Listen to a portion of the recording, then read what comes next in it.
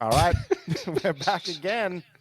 Fans Huddle podcast. Chris and Derek's here. Derek was out last week. Derek, welcome back. Happy New Year. Thanks. How was your New Year? It was great. We There had we a few go. drinks, brought in the New Year's right, and hey, I can't complain. How about you guys? Yeah, pretty similar, to be honest with you. Yeah. Other than some crappy football games, it was amazing. Yeah. For sure. All right, so we got a big NFL show today because playoffs are here. You can smell it in the air. Playoff season's upon us.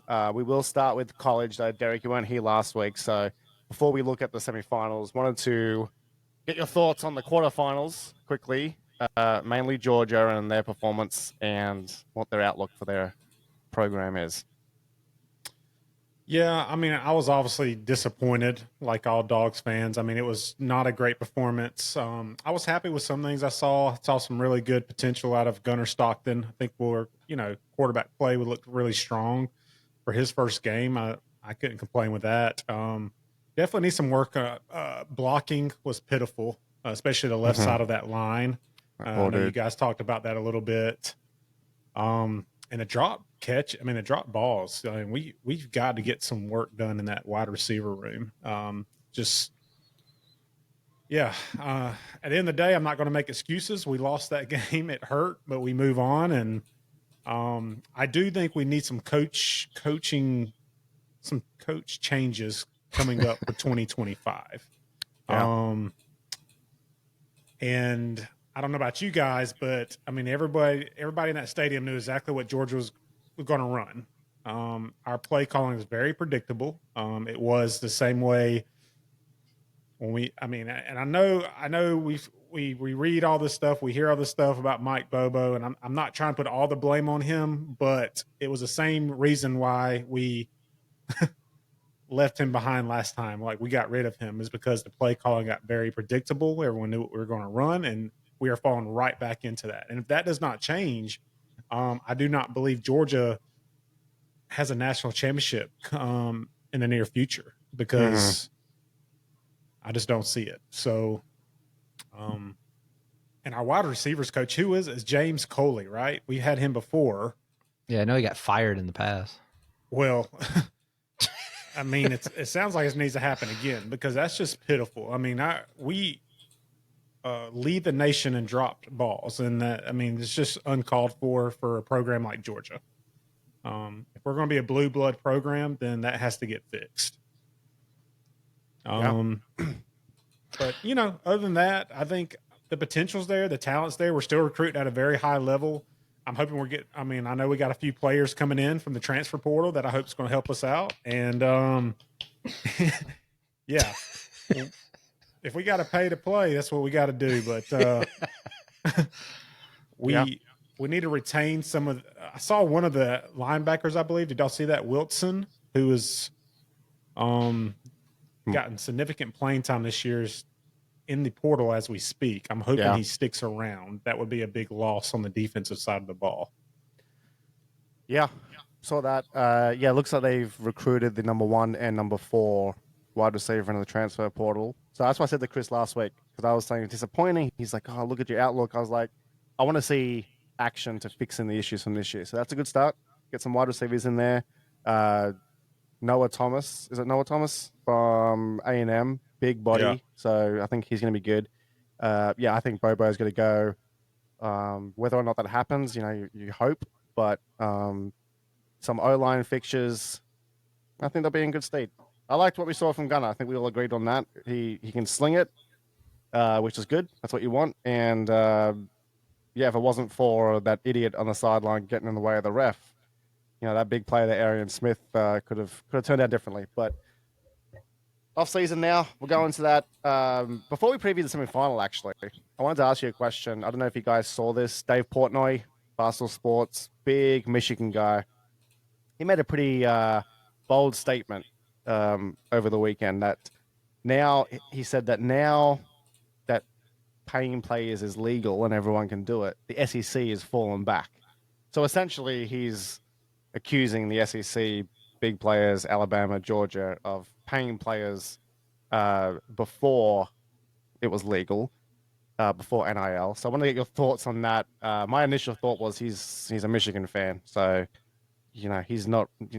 Those in glass houses shouldn't be throwing stones. But it just seems like a down year from the SEC in terms of performance for them on the national stage, and the vultures are coming. So any thoughts on that? I think there is some truth to that. I still think the SEC is a very strong conference, still recruits at a very high level. Competition is going to be there, but I understand what he's saying, but he's acting as if Michigan, like a program like Michigan or Ohio State, like weren't paying players as well. If Right. SEC schools have been playing players, and so have some Big Ten schools. I mean, let's just get that out of the way. So, do I think paying players was happening before NIL? Absolutely.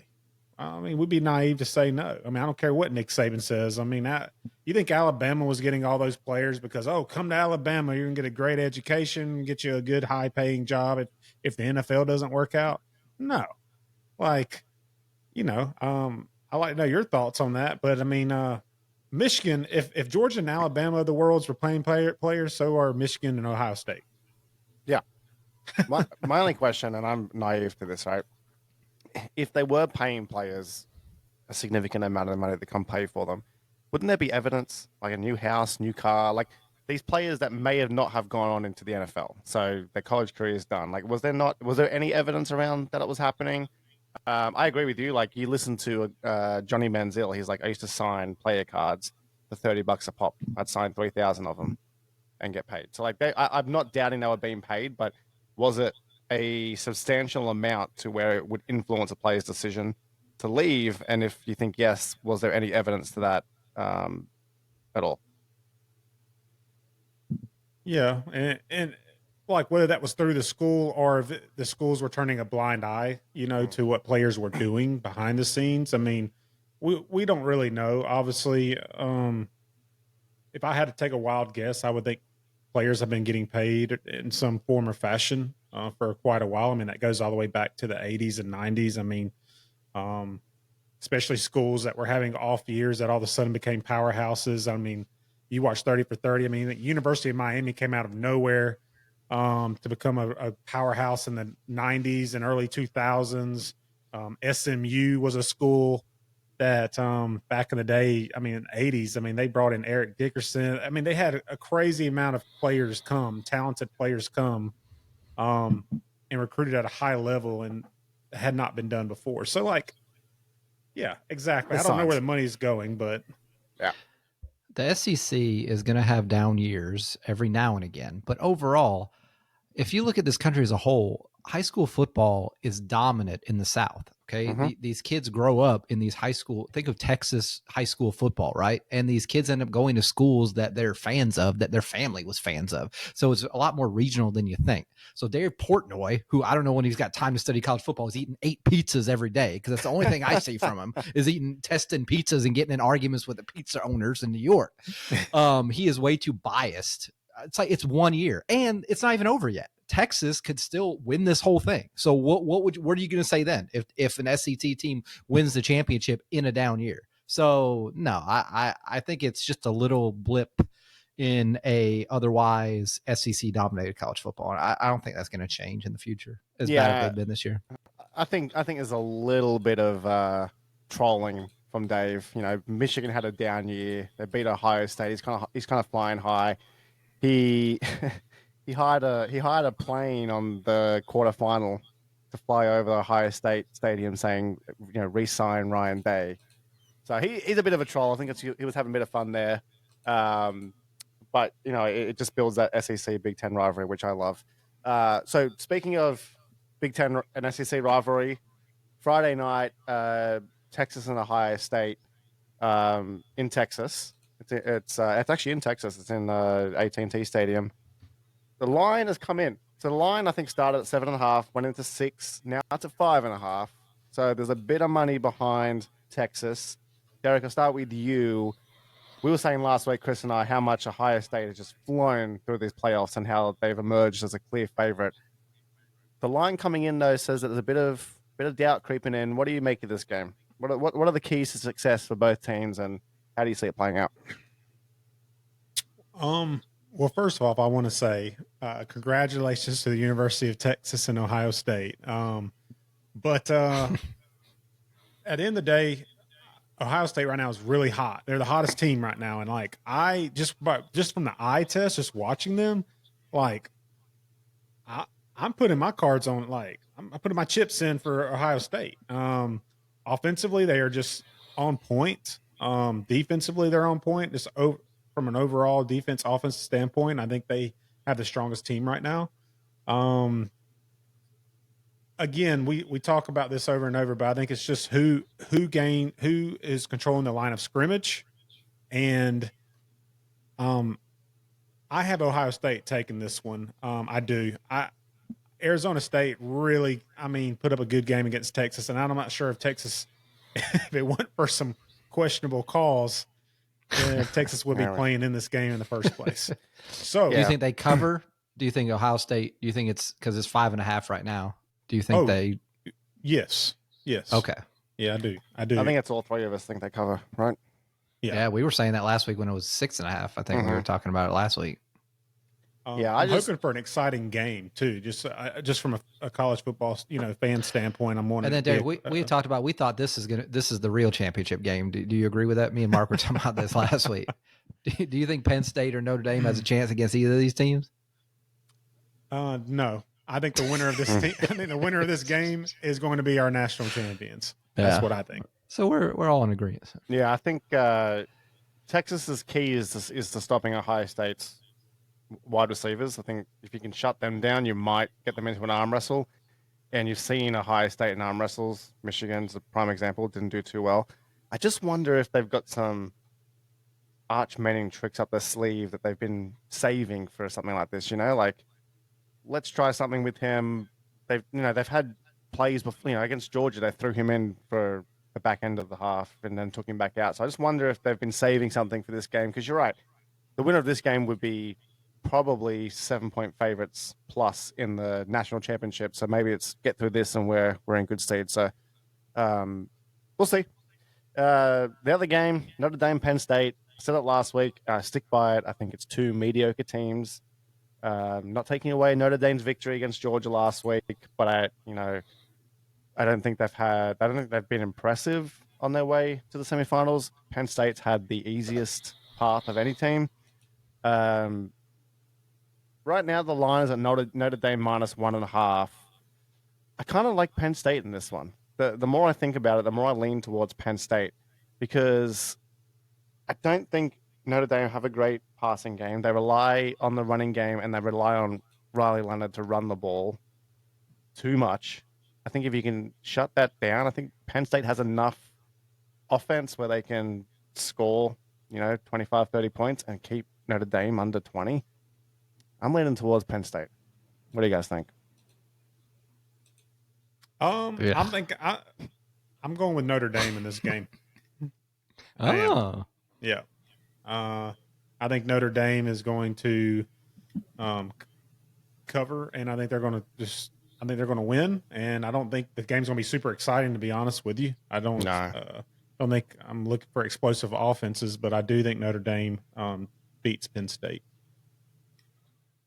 I'll be rooting for Penn State just because I'd like to see Texas versus Penn State. Because if Texas could beat Penn State and Ohio State, then it can put this whole Dave Portnoy / Big Ten / whatever. It like all these people that are already chanting for the Big Ten as a top conference now will put them back in their place. But I don't know. It seems like these teams, it could go either way. I think it's going to be a good game. I think it'll be a better game probably though of the two, definitely based on the spread and what we're seeing right now. But I haven't seen enough of these guys in big games to know like what exactly is going to happen in this one. Yeah.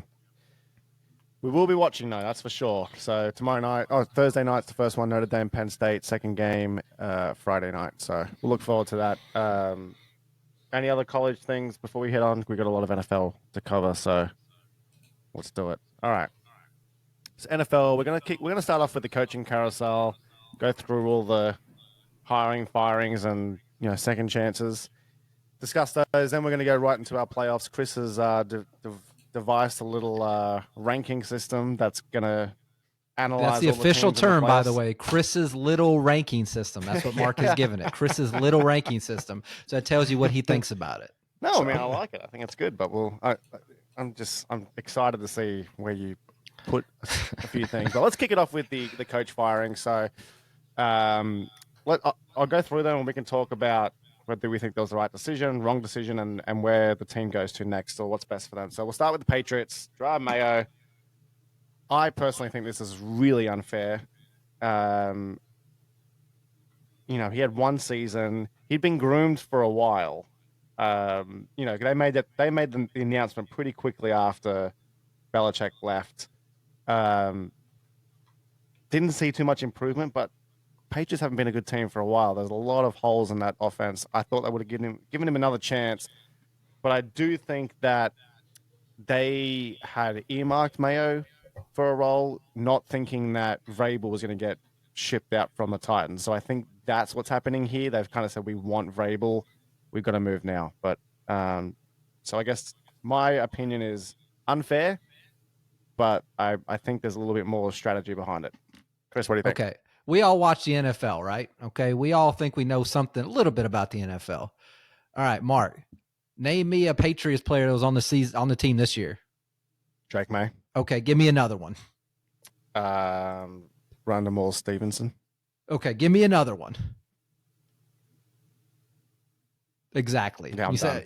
Okay, you named two guys. So how is that Gerard Mayo's fault that there was absolutely zero talent on this team? That is the most ridiculous thing I've ever seen. How does the guy get 1 year? I just think that's ridiculous. I understand trying to upgrade with a Mike Vrabel, but he wasn't a coach this year, right? So I just it seems strange to me. I don't think it's fair at all. Obviously, do you think Mayo will ever get another opportunity? Probably not. He'll probably have to start from his way up by being, some kind of linebackers coach or something like that and work his way back up. So it just didn't seem fair to me. Who picked the Patriots to win more than 3 games this year? Did you? Because I know I didn't. No. We all picked them to be trash because they have no good players on their team, and they end up being trash. And Drake May actually look better than anybody would have expected going into the season. So I just don't see why there was so much there that he deserved to lose his job. I think it's ridiculous. Out of all the firings I've seen so far, I think that's the most ridiculous one. Yeah, and I tend to agree. That's why I think there's other things at play. Because again, if you go back in the timeline, Belichick announced he was leaving, and I think it was 24 hours later, Mayo was announced from within the organization. So they groomed him. They knew that Belichick was coming to an end. They probably worked to get him as a successor, and then they announce it all happens, and then boom, they get the news that Vrabel's gone, and they go, well, hang on a second, I just think this whole Patriot way is a little bit of a fugazi. I mean, they lucked into Tom Brady. They kind of lucked into Bill Belichick because he got fired or left at the Jets or whatever he had with he had a lot of issues in the past. So it seems like they created this dynasty based on the best quarterback of all time, but it made Robert Kraft and the ownership seem like geniuses. And now seems like they're playing this carousel right now. Mm-hmm. And maybe Vrabel will be the guy. But I think if you have Vrabel's a defensive guy, right? And I think if you have a Drake May, you want an offensive coach to help develop that guy. So if you're going to get Vrabel, you better get a heck of an offensive coordinator because it seems like the issue in New England right now is offense. It's across the board, Yeah, so I think they definitely need to go and sign themselves a wide receiver as well. They don't have any wide receivers on that team. So if you think Drake May's a guy, go get yourself a wide receiver. Go get T. Higgins, I guess. That's what I said, T. Higgins. Or, where are they on the draft? I know they won on the weekend, so. They can get the top pick. Yeah. Doug Pederson, gone from the Jags. Finally. That's something we... Finally. Okay. Dead man walking, let's be honest. God, how did he survive the season? How did Doug Peterson survive the season? Sorry. I think because... they were getting a lot of content from his press conferences. They were gold, hilarious. So let's keep him for a little bit. The GM stays, but Doug's out. My thoughts around this was they brought him in to progress Trevor Lawrence because Lawrence's rookie season was with Urban. I don't want to go down that road. We know how terrible that was. Doug Pederson had a track record with Carson Wentz and building these rookie quarterbacks. They brought him in for that. I've seen no growth from Trevor Lawrence at all. At least no consistent growth. And at the end of the day, when you're not seeing anything from your team for 3 seasons, 3 seasons has been there now for 3 seasons. Like, I'm sorry, like there's no data that shows me that you deserve another year. So good decision in my opinion. Barry, do you have anything to say about that? No, great decision. I'm hoping they bring someone in that can, they have some really talented players on that team. So I'm just hoping they get someone in there that can kind of get that team going in the right direction. Who knows? Ben Johnson might be a name for everybody to look out for. And the GM, his job, he said he's safe for now. I don't know if you saw the owner. The owner said that if we get a coach in and the coach isn't feeling the GM, he might be out too. So what that is an open door for Ben Johnson. If Ben Johnson wants total control, that means that Khan is going to ship him out and give Ben Johnson the keys to the castle. That's exactly what that means. Very strange thing to say. Like, if the GM's in charge of hiring the head coach, and you come out and say that if the head coach doesn't like the GM, then we might fire the GM. How do you interview? Yeah, do you like me? Because if you don't like me, you're not hired. But if you hate me, if you like me, you can come on board. And I think it's a totally different scenario in the Patriots. With the Patriots, they just were not bringing in good players. I don't think it was the coaching. With the Jacksonville Jaguars, it was definitely the coaching because they kept bringing in good players. Yeah. And they could not even contend in a bad division, one of the worst divisions in football. So, yeah, blow it up. Move it to London. Go ahead. God. Well, their stadium's getting a rebuild. Oh, my God. Nobody wants to go to a game in August or September in Jacksonville, Florida. Okay. It is 130 degrees out there. There's no shade. Is the new stadium going to have shade? Do you know if it's going to have shade? Because the stadium they got now has zero shade. It's just atrocious. Well, it does have a swimming pool that you can swim in, that cesspot of Florida bacteria. Oh, it'd be so good. Nobody wants to sit in 120 degree weather to watch this team be absolutely terrible. So rip it up, tear it up, start from scratch. Ben Johnson seems to be a name that comes up, but it also seems like the Bears are going to go pretty hard at him. So what are some other options? You think it has to be an offensive guy, right? Like, so I think it takes out a Vrabel. I think it takes out a Brian Flores. Who else is out there? I thought Dable was going to get, rocked, but he gets to keep his job. We'll talk about him. Well, I thought he might be a possibility to go to Jacksonville, but not. Who are the big OCs right now, right? You got Ben Johnson. Who else you got right now? I mean, the problem is all the offensive head coaches, they all call plays, right? So there's just not a lot of offensive coordinators that are the next big thing because like all the LaFleurs and the McVays and all these guys, they call plays. So it's hard to know about these offensive coordinators that are kind of the next and upcoming guy. Do you want Andy Reid's offensive coordinator? No. Like he's doing offense. So I don't know. I think you got to dig deep and to find one of these next offensive like minds. I think Kellen Moore at the Eagles done a good job. I know he's coached before, right? Has he been a head coach before? No, he's been OC. He was with the Chargers and with the Cowboys. So this is his third string at OC. I think he's done a good job this year with that offense. Who's the Bucs OC? I thought they were pretty good this year. Yeah, that's a good one too. Yeah. And I think something that has been spoken about more recently this year is like trading for a coach.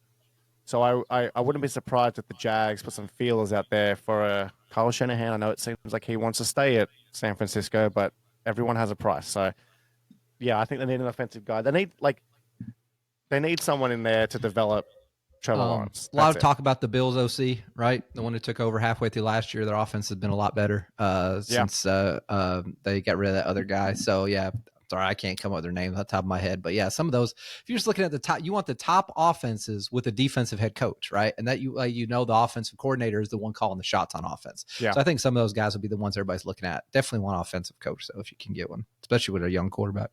All right. I've forgotten his name, but the Bengals defensive coordinator sacked. Yep. Another one that just seems like the writing was on the wall. Cost them not only a playoff spot, but really cost them a shot at the Super Bowl because you had MVP play from your quarterback. You had the Triple Crown winner in Jamar Chase. So like when you say MVP and a Triple Crown winner, and then you go, what seed did they get? You go, didn't make the playoffs. Like that. I'm sorry. And even if it's not all his fault, even if the players didn't step up, I know Trey Hendrickson led the league in sacks, but other than that, awful output from a defense. So he had to go. I think that's fair. Absolutely. Yeah. And I was looking at last year, they had the 31st ranked defense last year too. Yeah. So it was just, I mean, what are you gonna? I mean, good Lord, have mercy. And they just lost them so many. It's not even, you can look at the yards, the points, whatever. It's just watch the game. Watch the game. And for Joe Burrow to do what he did, for even to have a chance, it just shows you how bad that defense was. Yeah, I don't think anybody, he had to go. Absolutely. Yeah, and one of their safeties, Geno Stone, he played for the Ravens last year and had like 7 or 8 interceptions. Had a really good season under that scheme. So the regression from him was also a bit alarming. So, all right, he had to go. Next, the Seattle offensive coordinator, Ryan Grubb, one and done. See you later. I'm very happy about this one. So Ryan Grubb was at Washington last year. The Huskies took them to the national championship. He was supposed to follow Alabama's head coach and go be their OC, and then got offered the Seattle role. His first ever football and first ever NHL, first ever NFL role, and he struggled. And we threw the ball way too much. Had no run game. We had a bad O line, but you have a top 10. You have a top 10 quarterback. Aren't you supposed to throw the ball if you have a top 10 quarterback? Geno had a great year in terms of completion percentage, and his biggest issue if he had a great year, why does the offensive coordinator deserve to be fired then? That's the point. If your quarterback had a good year, but you can't run the ball, your O-line was bad, right? But there was no creativity with that O-line to make them look, to offset that. There was barely ever any play action, barely ever any RPOs. There was nothing creative. It was just throw the ball, throw the ball, throw the ball, throw the ball. And our offense was just so stale. So I think you have to go. The Seahawks go through offensive coordinators like my kids go through Tic Tacs, man. It's just like a new one every minute. I mean, good also, Lord, some of the schemes and things there? you can do on the offensive side of the ball in college just doesn't translate to the NFL. Like you said, you have to mix it up a little bit. He didn't. Obviously, it didn't work out. But best of luck. I guess Alabama's happy. Maybe that. I don't know. I mean, so what are you going to do? You're going to go get Baltimore's OC now? Because does he have a relationship with? Obviously, he's got a relationship with your head coach. Leaving. Yeah, you're going to get Munkin. Anything, he can come back to Georgia. I don't know who we're going to get. I'll take him back. Yeah, but y'all won 10 games. Y'all won 10 games with Geno Smith. That's a successful season in my book. I mean, I'm happy. I'm excited about it, but I definitely wanted to change the OC because it was just stale. And so the last 4 years of offensive coordinator, 3 of them have been Shane Waldron, who just got fired from the Bears mid-season because of how terrible he was. Caleb will do that to you. And then Ryan Grubb. So we need someone in there to really. And we've got Jackson Smith and Jigba, DK Metcalf. We've got Charbonnet and Kenneth Walker. We have a really, really strong offensive weapon. Well, before the season, though, you told me that the defense was going to be the strength of this team, and it was. They looked a little shaky at times. We had some good games, and we blew it up. We got rid of both of our linebackers and replaced them. And the scheme started to come in. He's a very Mike McDonald has a very complex scheme that I think took a bit of time to get in. Anyway, is there a name out there that OC's gone. that you want, Mark? Like that you. I mean, they don't know what they want. They just know what they don't want. That's all the Seattle Seahawks fans are saying right now. I mean, it's hard because I don't really know that many coaches that are not offensive. My knowledge of coaches goes down to the coordinator level. So if we're looking for someone who's a quarterback coach or a running backs coach, I'm not too sure who we'd look at. The problem is nobody's going to be jumping on to do that because you don't even know who your quarterback's going to be next year. So, if I'm a top OC or somebody wants to make my name, I need that offense. I need that offensive personnel with that terrible offensive line and the question bar at quarterback. I need that solidified before I'm going to jump on board with that. I think you'll find, based on comments from Mike McDonald and just what the market is doing, that Geno will be back next year. Okay, that's just what he says. So it makes sense. So I don't know in their situation. I think Aaron Rodgers and Nathaniel Hackett would be a match made in Seattle heaven, and I can see it happening. I can absolutely see it happening. I know Mark does it. He has no idea. But I'm telling you, it could happen. Moving on. Titans GM gone. So coach gets to stay. GM goes. What are your thoughts on this? This is Derek's territory. He's got to take this the whole one. franchise is a hot mess. It's hot in Nashville, man. It's coach has one more year. If he does that again, like I'll give him this year, whatever. But there's no excuses next year. I mean, number one pick. I mean, if Tennessee, if they don't win more than like, I would say like 6 or 7. They need to be 500 next year at least for that coach to keep his job. We'll see. It's like this is the ultimate. The grass is not always greener. Mm-hmm. You had Mike Vrabel, who took this team as high as it could go with the personnel that it had. It wasn't where they wanted to be, but he elevated the people that was just not very good talent. And you get rid of them because you think you know better and you think you're going to turn this franchise around. And now look at it. He's laughing. Well, the person that got rid of him is now gone. And I think, but the ownership got rid of, you know. They better do something. They got a brand new stadium they're building, so they got to bring fans in. So I was about to say, you got a brand new stadium. You got the number 1 pick next year. I'm sure the owners looked at the GM and said, all right, you've drafted 2 quarterbacks. You drafted Malik Willis, didn't work out. You drafted Will Levis, didn't work out. We're not trusting you with number 1 pick. Get out. Essentially, I think that's what happened. So, you're right. I think the coach gets another year, and he gets his quarterback now, right? They're gonna draft a quarterback most likely. So you're gonna see they're gonna give him one more year, and I think it's an attractive job as a GM. You got a new stadium, as you said. Nashville is a cool place to live, right? And you've got number 1 pick, so like you should be able to go out there and attract some players and have an opportunity to kind of stamp your fingerprint on the team from day one. So good job. We'll see. All right, last firing, fresh off the press, Antonio Pierce gone. I thought this one was a little harsh, mainly because he took over from Josh McDaniel last year. This is his first full season. I couldn't name you a quarterback on their team, except for is it Aiden O'Connell, and they got Gardner Minshew. Right. So, I thought that was a little tough.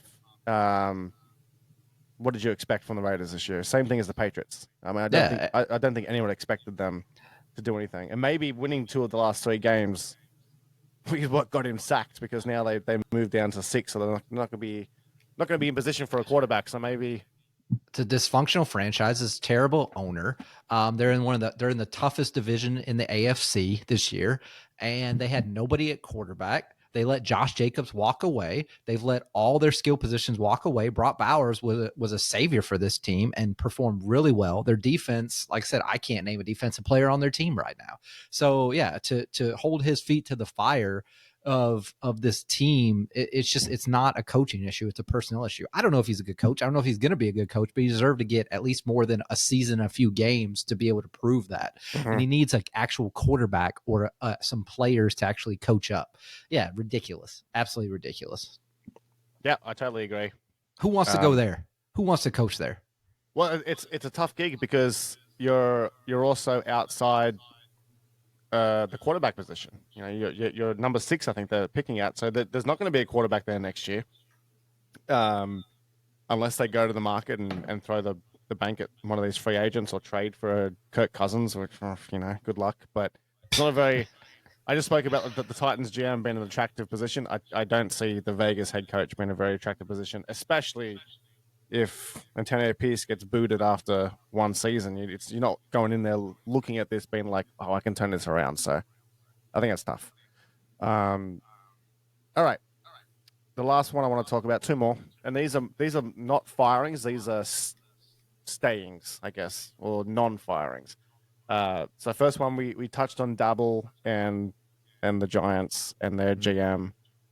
I was a little shocked that the GM stayed. What's that guy's name? Whatever his name is. Ugh. The reason why I'm shocked about him is because of Hard Knocks and the way he dealt with the Saquon Barkley negotiations and everything like that. That was a little rough. Brian Dabble, I can see him staying. I think he has a good culture, but he just has not got the quarterback play that he's needed. I mean, the fact that he got Daniel Jones to a 12-4 season a couple of years ago, that's going to hold you off for a little bit longer. I feel like that's pretty impressive. But were you guys surprised by no changes here? GM should have went. Yeah. You cannot give Daniel Jones all that money and it blow up, one of the worst signings in the history of NFL, and then let Saquon go to your arch rival and basically set the world on fire by potentially breaking the NFL rushing record. I mean, two of those things happen in the same basically calendar year, and you get to keep your job. Get out of here. I'm okay with Dable staying. I think he hasn't had a fair run at it, so I think he needs a decent level quarterback. He needs to give him like a Justin Fields, or like try to get a Kyler Murray, or just somebody, not a top tier guy. Give him something, because Daniel Jones ain't it. You got Malik Neighbors, right? So. But that GM, I don't have any trust in him to make good decisions for this team to be successful going forward. So I think you're playing with, your feet in the sand, trying to run with feet in the sand. I was just going to say, I think the general manager it blows my mind. I feel like they're just getting away with, like, there's no accountability. It's just all coaches, and it's I don't know. I mean, especially I'm just shocked that the GM for Jacksonville wasn't let go as well, to be honest with you. But that's just me. Yeah. Then the owner of the Giants, he's like, well, I'm going to keep them, but they're going to be on a really, really short leash. Like, what does that mean? Like, that's so much pressure on these guys now. They're going to be rethinking every decision they make because they know they can be fired any day. So it's not. Yeah. I don't see success in the Giants' short-term future with this system and management team they got in place. I mean, you mentioned the signing of Daniel Jones. That's a fireable offense. Within 12 months. I'm shocked. But Giants fans, New York football fans just seem to be struggling every day. Schoen's kid is a better general manager than he is. He's the one that he told his dad to go get Jaden Daniels. Jaden Daniels. Yeah, he did. That's all right. Last one. The Indianapolis Colts keeping Chris Ballard. He's been there since 2017, their GM. And Shane Steichen gets another go at it. I have a big problem with this, and I'm going to tell you why. Okay. When your quarterback taps out because he's tired and then says it at a press conference and acts like it's fine and there's nothing, that to me speaks like there's a really terrible culture there. Pat McAfee, diehard Colts fan, he went on a massive rant about it. It just seems like that place is stale at the moment. Doesn't look like they're going anywhere. They have no expectations for next year. Doesn't look like Anthony Richardson is going to be a guy that can carry them and be a franchise quarterback. So Chris Ballard's been there for 8 years. Similar to what you said about the Patriots. Like, can you name that many players on the Colts? I can name like 4 or 5. Go. Name some. Jonathan Richardson. Taylor, Pittman. You got Pierce. What's the other receiver? Yeah, Pierce. You got what's his Josh name? Downs. DeForest Buckner. Yeah, Buckner. So they traded for DeForest Buckner. They traded the first round for him to the Giants. Chris Ballard's been there since 2017. That's 7 years to build a roster into a competitive roster. Now I get it. He had Andrew Luck retire like 3 weeks before the season started, and they just haven't been able to find a quarterback since.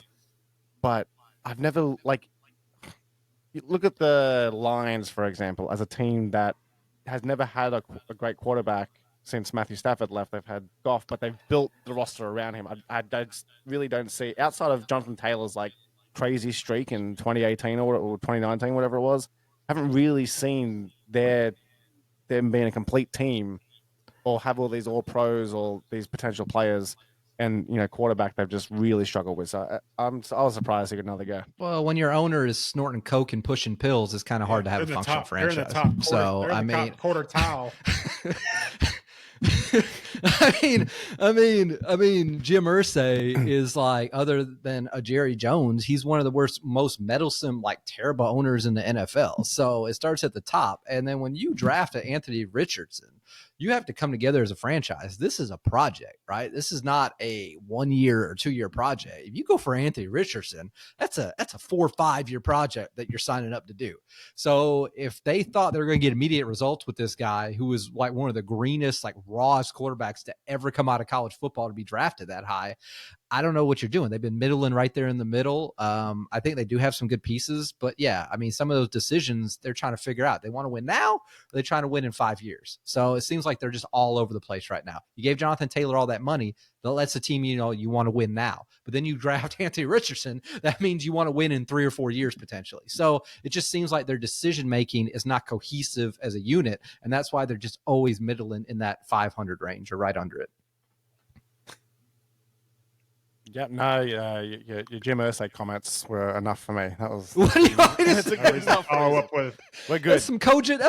Hey, I like the Colts. I just kind of like the Colts. I don't know why, but that's some cogent analysis right there. Okay, that's all I can tell you. All right. Well, we're about to move into our little.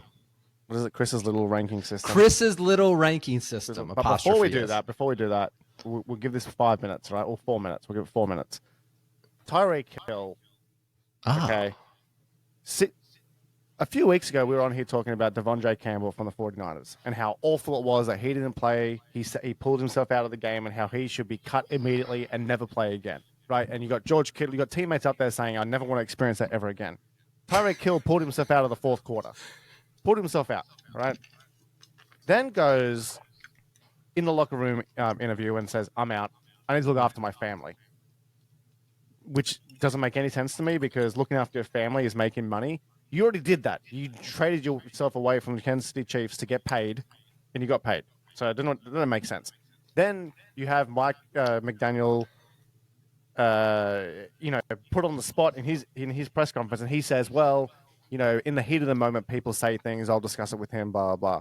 Great. The next day, he changes his profile picture on Twitter to Antonio Brown, when he ran off for the Bucks. So this man wants out because it's the first time he hasn't made the playoffs in 9 years, whatever it is. Well, I got news for you, buddy. When you leave the Chiefs and Patrick Mahomes and Andy Reid, it's not all the grass isn't always green on the other side. It's not going to be as good. You're not going to have as much success as the Chiefs. You chose money. You chose your family. You chose to get paid. I have no problem with that. But don't turn around now and say, well, I'm out. I need to win. I need to be the winning team.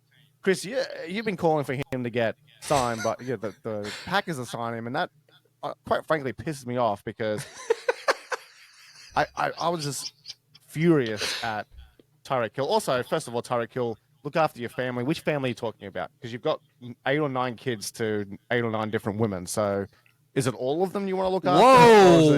Whoa. He's getting personal. I'm just asking. I just want to know. Yeah, I agree with you, Mark. I think it's the way that he handled that. It's just, you make that kind of money for a reason.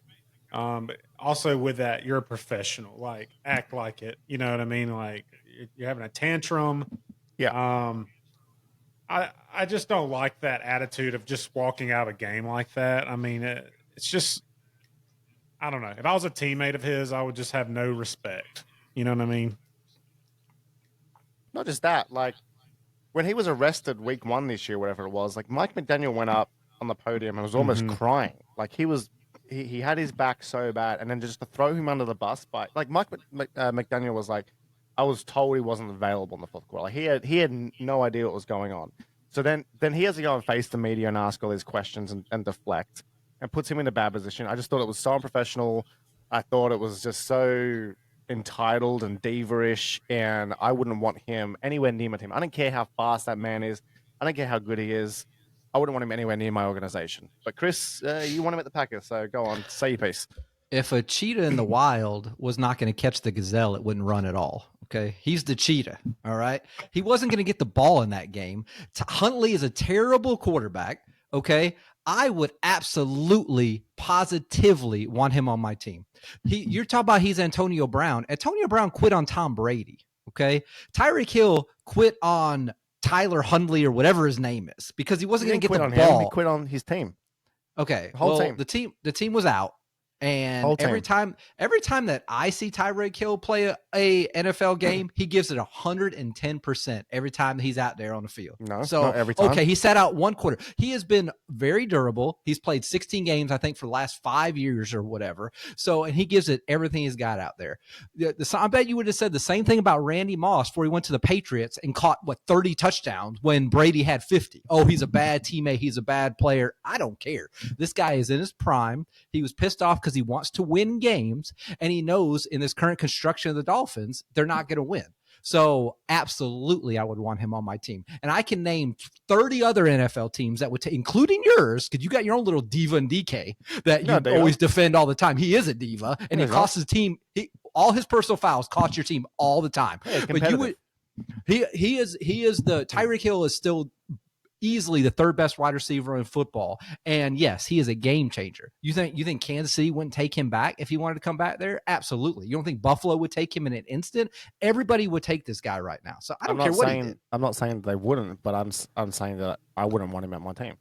And so based on what you're saying though, what's the difference between Devondre Campbell, who, if I pulled up because your comments, Tyreek Hill has talent and Devondre Campbell does not. And that matters in everything in life. All the guys who are talented, they get more accolades. They get more like forgiveness. They get more everything. Like that kid that got, you're talking about, you were just ripping that idiot Georgia like player that got hit on the sideline. Okay. If that was Gunnar Stockton who did that, right?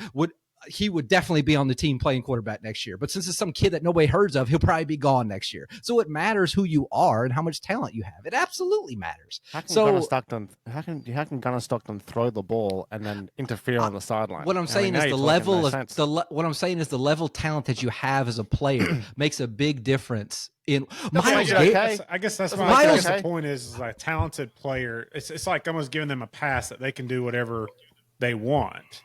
And like we sat there and talked about like Anthony Richardson, right? Like when he tapped out, when he was too tired, like that's a form of giving up. That's a form of letting your teammates down. And that's what Tyreek Hill did.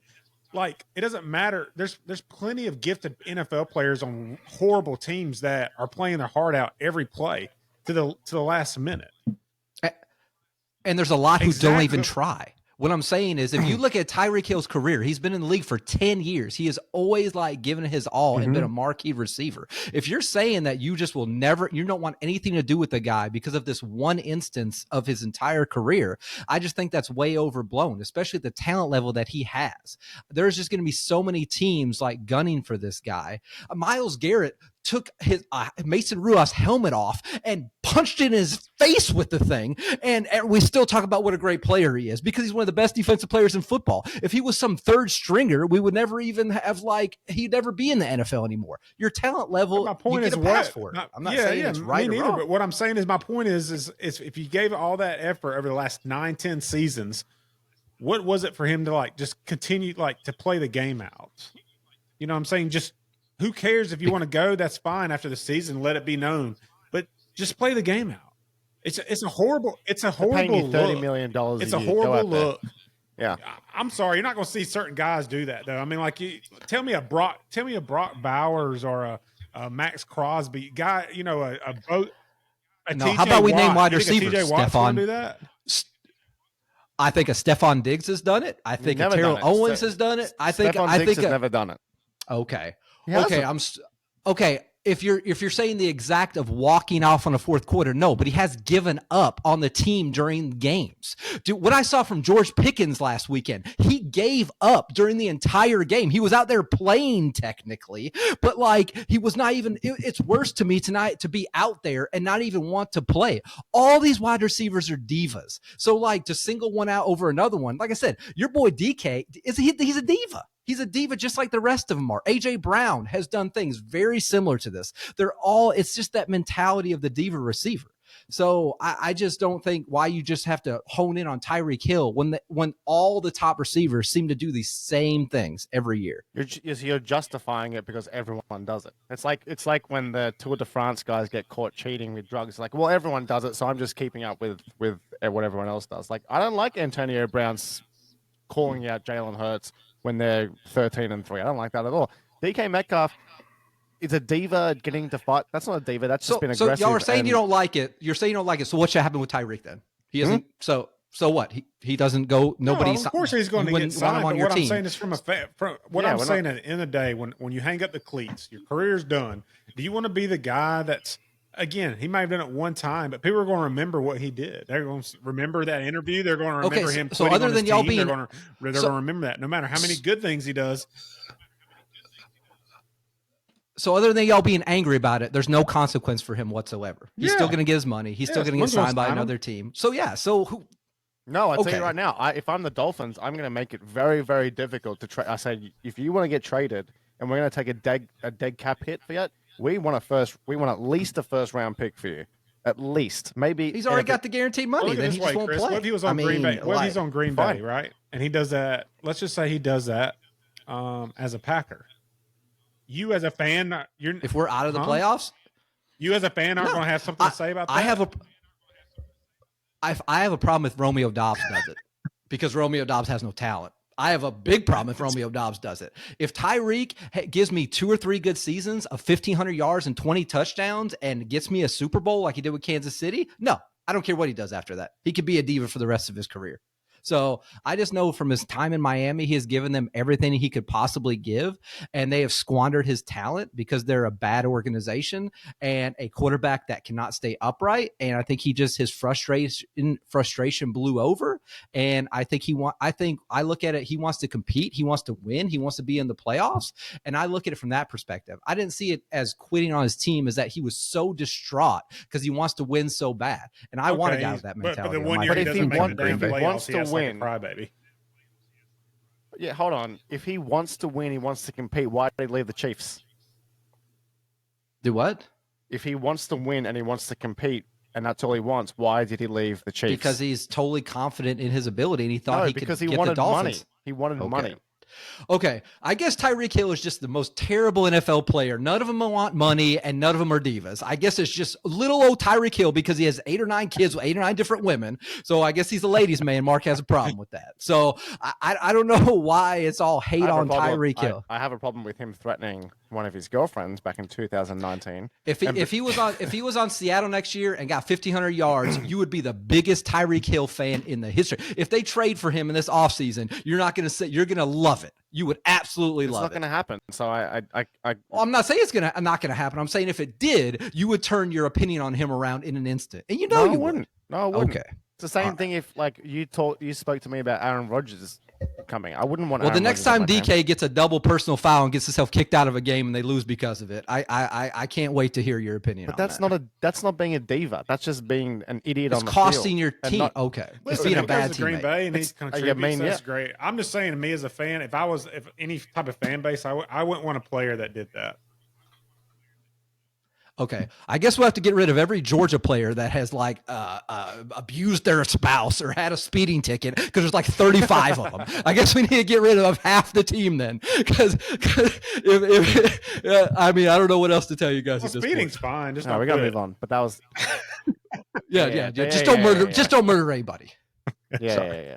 Anything off the field, do whatever you want to do, but on the field, you give it your all. Okay. We'll move on with that one. All right, sweet. Let's get into Chris's little rankings list. That was supposed to be 4 minutes. That was 20. I know. It ended up being. You got me all heated. Look at my face. Look at my face. It's all red now. I'm all pissed off. We're about to get way more heated because I can't wait for this one. Chris, do you want to take away what? So we're analyzing. Yeah, I'll explain it. Yeah, we're analyzing the playoff team. So go on, explain your little rankings. So basically what we're doing is we're giving every team a point total, and we're basing it on 4 categories, and we have it separated by the NFC and AFC. So we are separated by offense, defense, coaching, and the quarterback.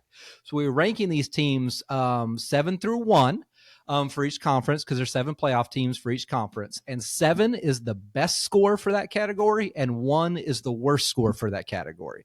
And as we total up the 4 categories, we get a total score for all of the 7 teams. So for instance, a 28, which would be 7 points times the 4 categories, is the best score you could possibly get. 28 is 100. 4 points is the lowest score you could possibly get, which would be like a 0. So me, Derek, and Mark have all done this individually. We have not shared our rankings with each other, which we're about to do now. And then what I've kind of done is my rankings I would the point total. If that team has a higher point total and they match up, I would say that team would beat that other team. That's kind of the way that I did it, the way I looked at it. And did I explain it well enough? Does that sound good? I stopped listening, so I talk fast. No, It's like in 20 That was good, seconds. Chris. Yeah, that works. He just Googled Tyreek Hill abuses spouse and wanted to see some pictures. Whatever you said, I'm sure the listeners All will right, understand Mark, it. do you want to start with the NFC or the AFC? I want to do AFC. Yeah, let's do AFC first. AFC.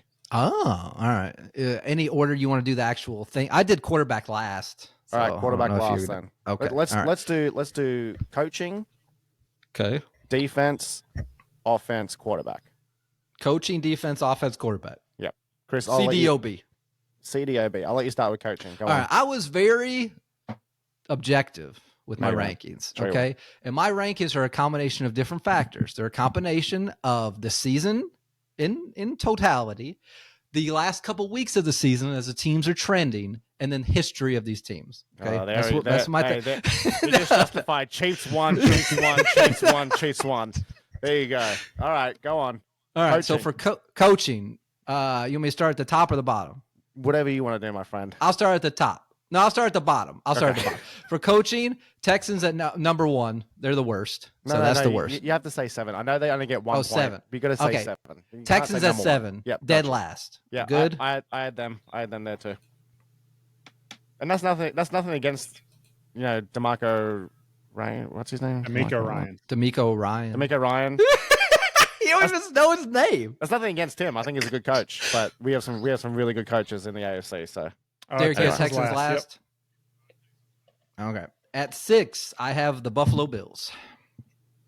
me too. Oh, Me too. Sean McDermott. Don't trust him. But again, it's not that I don't trust him, but I think the coaches in the AFC are so great. So you're ranked 6 out of the teams, but you're a good coach. Wait, we're copacetic, buddy. Copacetic. Yeah, Look at that. it's early days.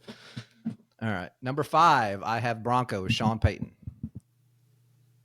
I have Sean Payton at 5 as well. The reason why I ranked him above the other 2 was because of the job he's done with the Broncos. Like they're supposed to be in a down year for a couple of years. They're paying Russell Wilson a stupid amount of money.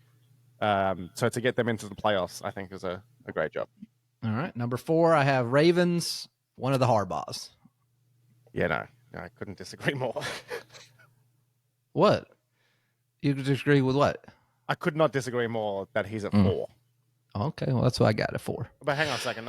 No, Derek, are you with me on this one? Do you have the Ravens at 4? This is the head coach. This is head not coach. the No, team. I don't have the Ravens. Yeah. So you're talking about historical, you're talking about the last few weeks, and you're talking about their position right now. Correct. So historically, he's been a fantastic coach. One of the best. He's a Hall of Famer, one of the best, 2 Super Bowls. Not better than the ones I got above him. Hold on. Number 2. In recent weeks, the Ravens have been close to the best team in all of football. On in offense. recent weeks. No, On defense offense. has been incredible since they moved Cole Hamilton Defense was back. absolutely atrocious first half of the season. Well, if I want to look at season stats in terms of defense, you're going to be surprised at what you see. But anyway, They've been better lately. okay. And then recent weeks performance. Yeah, and then what was the other one? What was the other thing you ranked them on? I was ranking them on coaching. Okay. What do you mean? I mean, like you said when you were ranking. Well, their playoff failures have been well known the last few years since they've had Lamar Jackson. I mean, if you want to go back to the pre-Lamar days, I'm not really going to judge the coaching based on that. I can only do it on the last few years, and they've been epic fails in the playoffs. Plus, they're supposed to be Tomlin has been so much better in the playoffs with the Steelers. Oh man, you put Mike Tomlin with that Ravens personnel, and he'd have probably 2 Super Bowls with Lamar already. I'm just disappointed because you told us you weren't going to be biased, and it's taken. I'm not. It's taken I got 4 the Ravens, rankings, and the Ravens will get their due in other categories, sure but they will. coaching All right, they go are on. not at the top. All right, Continue. number 3, Pittsburgh Steelers, Coach Tomlin. Let's go. Real. Why? How do you have Jim? Wait, which one's the Chargers coach? John John Harp. You see, you don't even know his name. Okay, he's 1 season back in the NFL, and don't get me wrong. He's done a fantastic job to get the Chargers to the playoffs. No, Jim's in Chargers. John's in Ravens. Jim's in the Chargers. Yeah, Jim. I thought you said Ravens. No, sorry, yes, Chargers. Jim is Jim. with the Chargers. John is with the Ravens. So Jim is one season back, right? Yeah. One season back and done a great job to get the Chargers to the playoffs. Awesome. Do you remember when he was last in the NFL? Okay.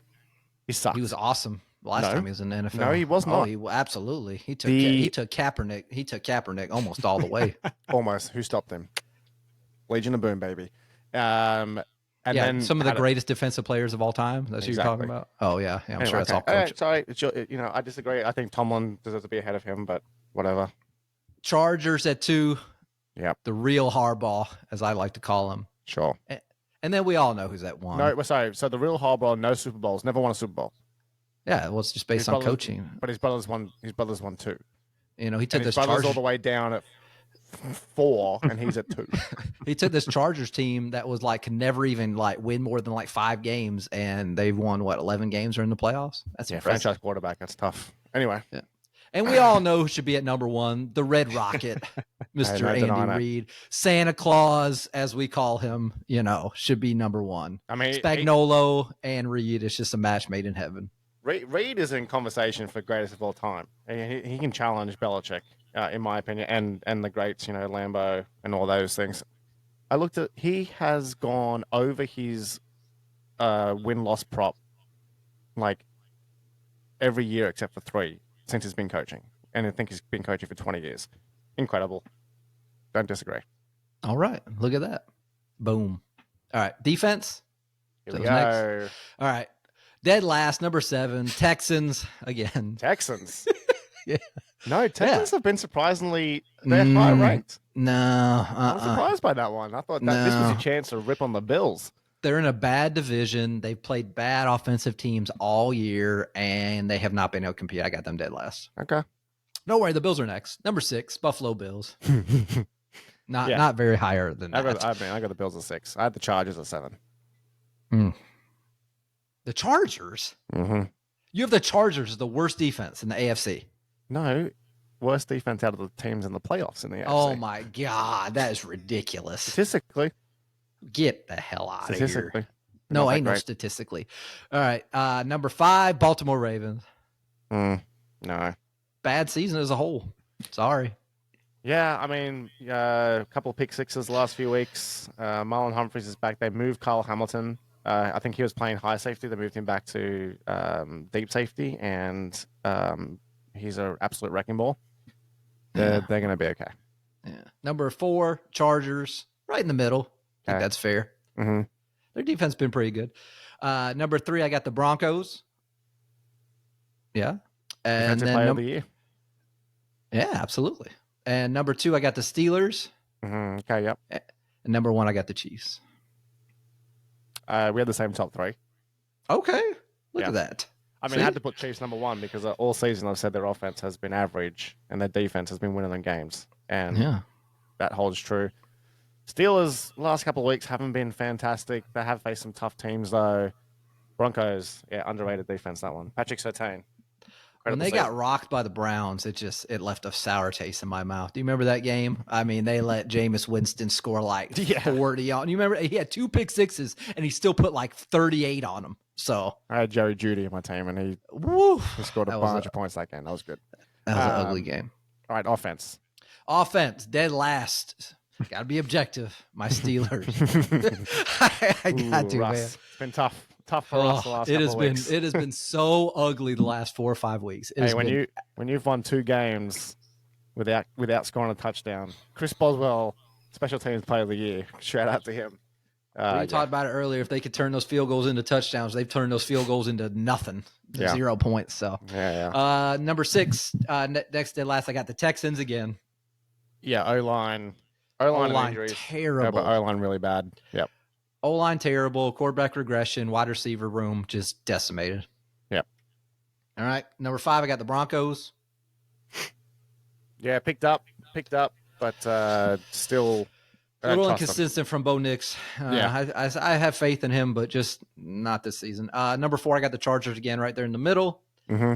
And then next, I have number 3. I have the Chiefs. Okay. See, it's objective. Yo, I was about to blow up. Their offense has been middling. I mean, I'm not gonna say that they've been great when they haven't been great. Yeah. And then number 2, I have the Bills. Yep.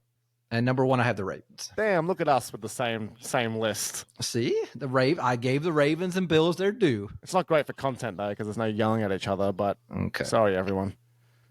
Derek, you got the same list? Yeah. Just listening to you guys. Damn it! I wanted to argue with someone. All right. QBs dead last. I got Bo Nix, Broncos. Wow. No. What do you mean no? Russell Wilson has to be that. Oh no, playoff Russ. You gotta Russ. This is a playoff ranking. This isn't how do you know what Bo Nix is gonna do? He's never played a playoff game. Russ based off of eye tests and stats. Chris is living in 2014. That's 11 years ago, playoff Russ. Well, with Bo Nix, you're playing in just total unknown. He's never played a playoff game. What if he goes out and throws 5 interceptions? You don't know what he's going to do. Let's just be fair. Oh. Yeah. Next, I got C.J. Stroud, Texans. Russell Wilson. Is he paying you off? History. Like I know I'm older than you guys. I know maybe it's because you're Seattle and you got spurned by the guy, but you got that playoff Russ, he could come out at any second. You know, first of all, our Super Bowl run, playoff Russ. It wasn't really playoff Russ. It was LOB. Second Super Bowl run, same thing, LOB, and then we won one playoff game after that. Playoff Russ is a myth. George Pickens gave up on him in that last game, so I don't put that on Russ. He threw some good balls in that game. I had Russ last, and then I had Broncos, then I had Texans. So okay, who's 5? 5th, I got Steelers. I got Russ at 5. There he is. Is that fair? Little behind. Well, again, it doesn't really make sense because if you're basing it on history, Justin Herbert has played one playoff game and absolutely choked that one away. So anyway, it's as Nick Wright said, it's a rich tapestry. So all right, number 4, I got the Chargers again. They're just right in the middle of my rankings, pretty much for everything. Yeah. Number 3. Before we get to the top 3. Okay. It's this season and last few weeks and playoffs is what you've done, right? Yeah. Okay. Can I continue? Or yeah. I just know what's coming, and I wanted to brace Number myself. 3, I got Lamar. The MVP of the league. Lamar's at 3. He's not the MVP of the league this year. He will be the MVP of the league this year. His playoff games have been so terrible. It was hard between him and Josh Allen, but when I looked at their playoff numbers, Lamar, his playoff stats are just absolutely atrocious. So I had to put him at 3. Did you look at Russell Wilson's playoff stats? I look at the Super Bowl championship. So I look at the ring. That's the stats. The championships where Marshawn Lynch ran rings around and our defense picked off Peyton Manning 4 times. You're looking at that.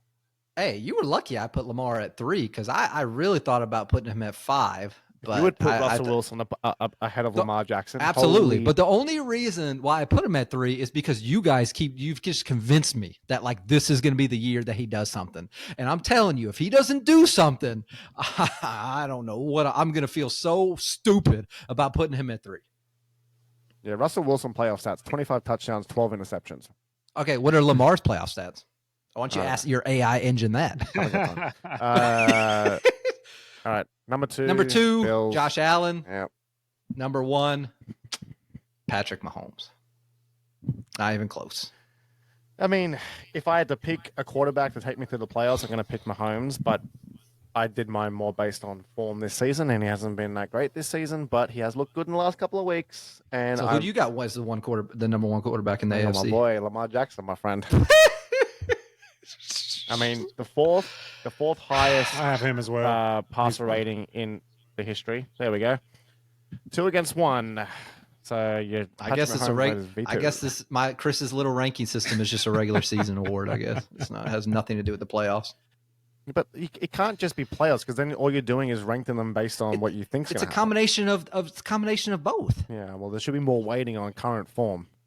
Well, it's Chris's little ranking system, not Mark's little ranking system. Yeah, put your little numbers into the system. The Chiefs come out number 1.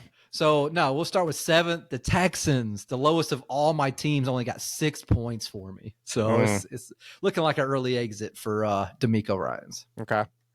Number 6, the Broncos. They got 12 points for me. They're next to dead last. I have the Steelers because I'm objective. They're at 5th with 15 points. Objective. I'm sorry? How can you defend the Steelers after the last 3 weeks? But anyway, continue. Mr. Objective. I have the Bills at 4th with 16 points. Yep. The Chargers are ahead of the Bills. They're in 3rd with 18 points. I have the Ravens at 2nd with 19 points. And the Chiefs, almost perfection, with 26 points, by far higher than every other team. So, essentially, you're saying if the Chargers and the Bills played, you're taking the Chargers? Yes. In Orchid They're Park? not going to play each other, though, so it's a moot point. Is it a moot point? Yes, it is. Why? Because the Chargers are playing who? the Chargers are playing the Texans, and if they win, they'll play the Chiefs because the Bills will have to play the Ravens because it'll be the 2 versus the 3 seed. Yeah, okay. Fair enough. So I got Ravens over Steelers, Bills over Broncos, Chargers over Texans, and then the divisional we got Chiefs over Chargers, Ravens over Bills, and championship we got the Chiefs over the Ravens. I want to get. I'd love a repeat of that first. It's going to end the same way it began. First game of the season. Let's get a good one. I actually had the Chiefs and the Ravens tied for first in my little point system. With how many points? Well, I didn't mind the lowest points. Okay. So they both got 8. Okay. So I We had did the it Chiefs. backwards. I had the Chiefs 1 in defense and coaching, and the Ravens 1 in offense and quarterback. Yeah, I have Chiefs and Ravens tied as well Derek, for first. what? Okay. And So they if had the Chiefs and 23, Ravens play 23 in, apiece. so when the Chiefs and Ravens play, y'all think it's just going to be it's a wash? It's basically even money. Oh, absolutely. According I would love to to see the that. No, I mean, here, I think it's like, yeah. No, I do think it will be. It's like, Okay. it's, Okay. I mean, it's the Chiefs on history, and then it's going to be the Ravens on current form. But and then we'll I see. think, did you say you had Bill? What did you have Yeah, Bills at 4? Okay. I got the Bills at 4. Their defense costs them in my rankings. I Their don't know where they defense ended up. and their coaching. I'm their sorry, coaching. but Yeah, I just don't. I don't trust McDermott. Mm. So I think he's made a lot of questionable decisions, and he's had time clock issues. Yeah. All right. NFC. Let's do it. Coaching. This is number one. really, really, really tough. I just want to say. Number 1, Vikings. I thought we were going 7-1. 7, Vikings. Oh, at the top. Oh, I started to start at the bottom. Sorry. Yeah. All right. Spoiler Dead alert. last. Spoiler alert. Whatever. Sorry. Sorry. Dead last. I got the Eagles. Sirianni. I don't trust him. I don't trust him at all. I gave them a lot more points for their coordinators and just what they've done with the team. I don't trust Nick Sirianni at all. You're gonna be mad. You're gonna be mad, but I put the Packers then. Okay. I love your boy LaFleur. Anyway, sorry. LaFleur? All right. Next, I got the Bucks. Number Same. 6. Bucks are my 7. Okay. Yep. Number 5, I got the Commanders. I had Commander 6. Yeah. Okay. I mean, I do like what Dan Quinn's done with the team, but I do like what Cliff Clinsbury has done, but Cliff Clinsbury, same thing happened with him at the Ravens. He has his air raid offense. It's all amazing. Teams figure it out after a little bit of tape, and he doesn't really have a plan B or C. So yeah. Number 4, I got the Rams. Sean McVay. He hasn't impressed me this year. Okay. Sorry. Okay. Number 3, I have my man LaFleur with the Packers. I had them at 5. What? Sorry. I love LaFleur. I love LaFleur, but otherwise, I don't love the defensive coordinator. I don't like as a you got whole. McVay over LaFleur. Yeah.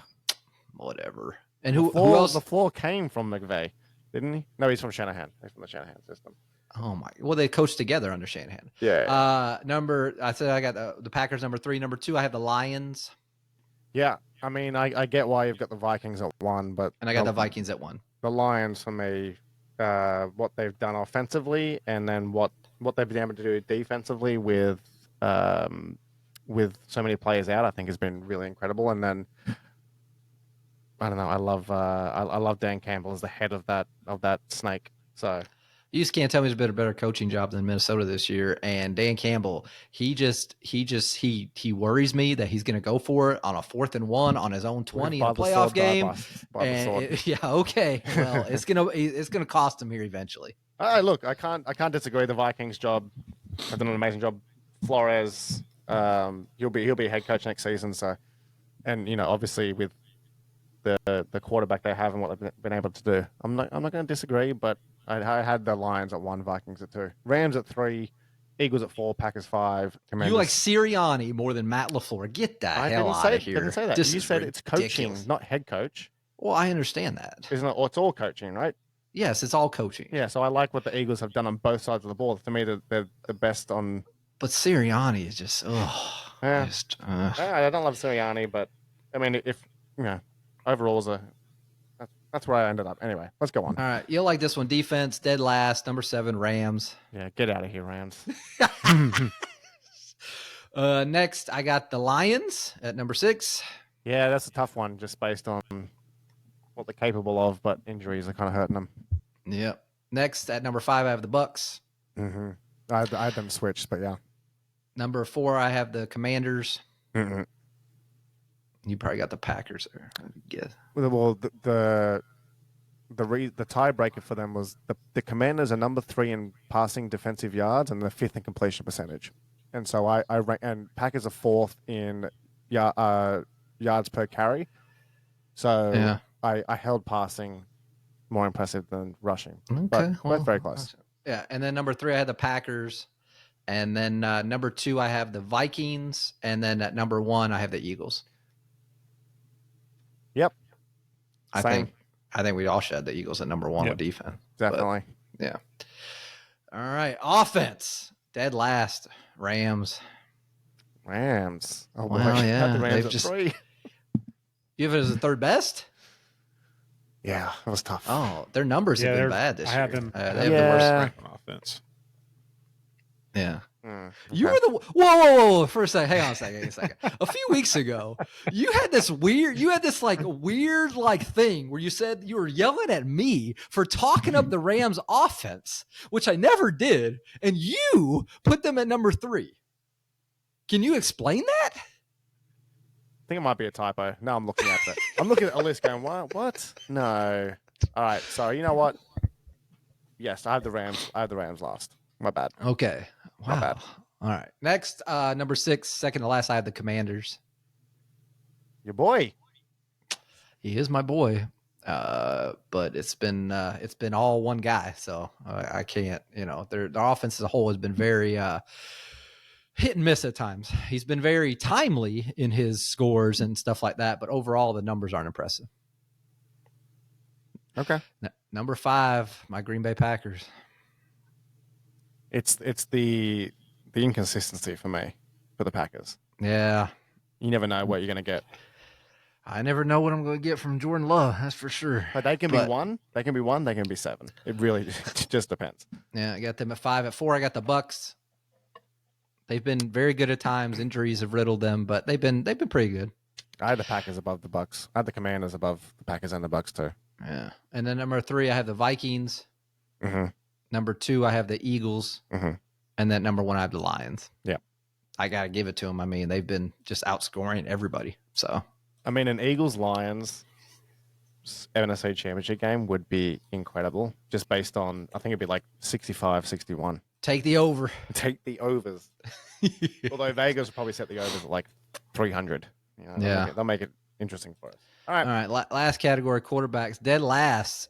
This was really, really tough. This was really hard. I got a bad taste in my mouth. Sam Darnold. Yeah, I had Vikings too. Like I felt so bad putting them at 7, but I was like, I got it.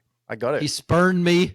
He made me look like a fool. I was literally listening to the podcast yesterday, and I was just so embarrassed by me. I talked up Sam Darnold for like 10 minutes straight. You did, and he just wet the bed on me. So, next, number 6, I have Jaden Daniels. I got Baker. I haven't seen anything. Like I said, just the same thing. It was with my kind of unknowns going into the playoffs. I just don't know what he's going to do, and I want to see it. I want to see him in a playoff game first. How bad must Sam Darnold be feeling if it's I don't know, but I've seen of a rookie quarterback. Sam Darnold. Well, I know what I have just saw from Sam Darnold. So fifth, I have Baker at number 5. Okay. Number 4, Jared Goff. I couldn't do that. Pumpkin's coming. Pumpkin time is coming. I can feel it. Okay. He already had his chance in the playoffs. He sucked. So he doesn't get a do-over because he was bad before. He didn't suck in the playoffs. Took his team to a Super Bowl. He was terrible. And then he took a team to a NFC Championship last year. Third, I got Jordan Love. I saw it in 2 playoff games. I saw it against the Cowboys. He could do it again. So have him at number 3. Okay, you're waiting historical. Way Martin too looks much. like he wants to throw up in his mouth when I said that. What? Number 2, Jalen Hurts. You have Matthew Stafford at number 1. Are you? Number 1, yeah, he's the best quarterback in the NFC. He's won a Super Bowl. He's clutch. Number 1, I have Matthew Stafford. I'm going to quote. I'm going to quote Will Ferrell from Step Brothers. Are you fucking high? I'm as high as you are putting the Rams in the top 3 for offense. I guess you should have Stafford at number 1 if you got the Rams so high. Okay, but so how can you have a Rams offense that is 7? You've ranked them last, but then you've ranked their quarterback as 1 because it's an individual rank. It's an individual ranking. Kupp and Puka Nacua to throw to. He's got a bad team. His coach has not been good this year, and Cooper hasn't even been there much of the year, and their running game's a little suspect. So their defense is terrible. Hang on, this is wild to me. So who do you got at 1? Who's your number 1 quarterback then? It's unfortunately, and I don't love it, but it's unfortunately Jalen Hurts. Okay, all right. Oh, okay. So I can justify to you Stafford as much as you can justify Jalen Hurts. But they're off, like he's running, like at the end of the day, the quarterback and the offense, the ranking should be very, very close because he's running that offense. And he's been really, really great. They've won, 11 in a row, and he's playing really well. I mean, he's not in the MVP conversation. I'm not saying he's that great, but he's been playing well. He's been getting the ball to A.J. Brown. He's been feeding the ball to Saquon when he needs to. He's been getting the ball to Devontae. So where did you have Stafford? I had them at 5. You have not them. It's him. It's one him person. It's a quarterback rate. You have what quarterbacks do you have in the NFC above Matthew Stafford? You have 4 quarterbacks. Jordan Love at 4. Okay. Jaden Daniel at 3. You have Jaden Daniels above Matthew Stafford. Right now, yeah, absolutely. Is a playoff quarterback. Yeah. I don't even know what to say to that. Based on form this season. First off, when absolutely. I was doing my points, like we keep ranked to like playoff, like I was basing it more off of like what we've seen throughout the season, not like previous year playoff experience. Right, like because you're saying at the end of this, you're saying 2 teams meet each other. You like based on the point system, 1 team should win. So you're putting way too much weighting on a team. On previous historical performance. Matthew Stafford has not been good this year, and I follow the Rams a lot. So if it's a regular season stats award, why is Darnold dead last in your rankings? He should be at least number 2. It's not a stats award. Okay, the Vikings have 14 wins. Sam Darnold has been objectively great. Like individual quarterback play. Yeah. Okay, so you're telling me that all those people have played better than Sam Darnold has this year, that you had dead last? No, absolutely not. Because you raised Sam Darnold last because you know he could turn to a pumpkin any moment in one of these playoff games, and that's in the back of your head. What's the I don't know. Debatable.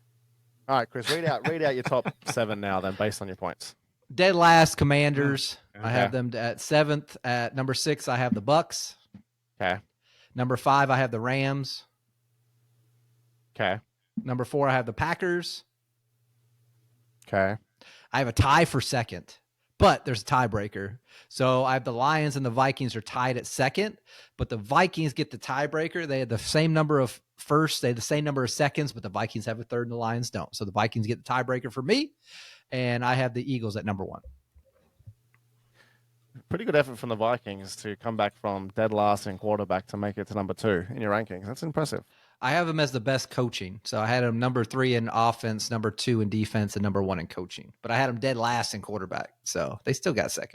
I think I had Lions first at 8, and Eagles 1 point behind them. You got what first? The Lions? Lions first, and then 1 point Vikings. Well, you have the Eagles third? No. Sorry. Lions first, Eagles second, Vikings. Okay, I'm about to say, good Lord. You were just talking about Jalen Hurts up as the best quarterback in history of football. And if I project this over games, we got Eagles over Packers. Sorry, we're done. Vikings over Rams, Bucks over Commanders. And then in the divisional, we'd have Eagles over Bucks, and we have Vikings over the Lions. They're going to get them the third time. I'm hoping for it. I hate the Lions. Y'all are a bunch of posers. And then championship game, I would have Eagles over Vikings. Okay. Kablam. That's fair. That's a fair ranking. Look, we're way over time, so whatever. I don't care anymore. Do you want to do some wild card picks? Sure. Yeah. All right. We got 6 minutes. Whatever. What do you want to talk about? Let's go through the wild card and let's make some picks. Okay. Houston in there. Did you see the stat? Every single Houston playoff game has been Saturday afternoon. So to kick off the playoffs again, Houston and LA. LA is favorites, -3, over under 42.5. This is a softball start to the playoffs, but I'll watch it anyway. Chris, who you got? I got Chargers all the way. Covering? Yeah. Derek? Absolutely. The Texans just seem like they're on fumes, man. Chargers on this one. Yeah, this is the game that the wild card teams were looking at. They were looking for that 5th seed to get the Texans because they're in a bad division and that O-line's terrible. I think they've limped in. But Mack, I got Khalil Mack and Bosa. yeah, it's tough. Saturday night game, Pittsburgh at Baltimore. Pittsburgh really disappointed to finish in the 6th seed because this is what's happened. Baltimore -9.5. That's a big line for a playoff team. You think Steelers will win with the start? Steelers ain't going to win, but they're going to cover. They'll cover. 9.5 is way too much for divisional opponents who always play close games together. I don't know. That's ridiculous to me. I think the Steelers will lose. I think it'll be a 1-score game, though, for sure, especially with Lamar and his playoff misfortunes. Yeah, I agree. I agree with that assessment. I'm going to take the over. And the reason why is because I just think Pittsburgh's season the momentum's going the opposite way. And you just made a little comment about Lamar, and I think that he's out to prove a point. So I think you can see a big game from him, and I think they pull away late and get the victory. Saturday afternoon, 1 o'clock, Denver at Buffalo. Similar line, 8.5. Not sure what the weather's going to be up there in Buffalo, but do any of us see anything other than a Buffalo win? Chris? I know you want to say it. I know you want to say it. I want to say it so bad. I wish I had at least one previous playoff game of Bo Nix. I think the Bills will win, but I do not think they cover. I think it's closer. I think it's going to be a closer game than people think. Yeah, I think so.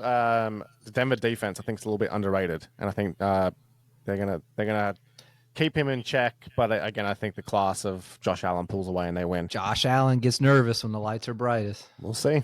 Philly -4.5 Saturday afternoon at 4:30 against the Packers. Chris, you were a little bit doom and gloom last week for your Packers. You got the 7 seed. You crept in there. Philadelphia, what's you guys any chance? Nah, Eagles win, Eagles cover. I think it'll be probably 10 to 13 point win. Blowout. Okay. Big win. Derek? We can't cover secondary. And they got A.J. Brown, Devontae Smith, and they got Saquon Barkley. Win. Eagles cover on that. I think no Christian Watson is a big loss for you guys. I think. No, I mean in terms of we've spoke about Jordan Love's inconsistent play. I think you trust Watson. So without him there, I think Love's going to get a little bit flustered, and I think he's going to struggle. Christian Watson got hurt doing nothing. What is new for Packers fans? Sorry, you seem like a nice guy, but you were softer than tissue paper, and we can't do it anymore. Next. You heard it. Washington at Tampa Bay, 8 p.m. On NBC. I thought it was interesting for NBC to take this game. Tampa -3. I think this is going to be a good game. Good game. That's what you got. I like Tampa Bay here. I think they will just barely cover. I see it really as a field goal type game.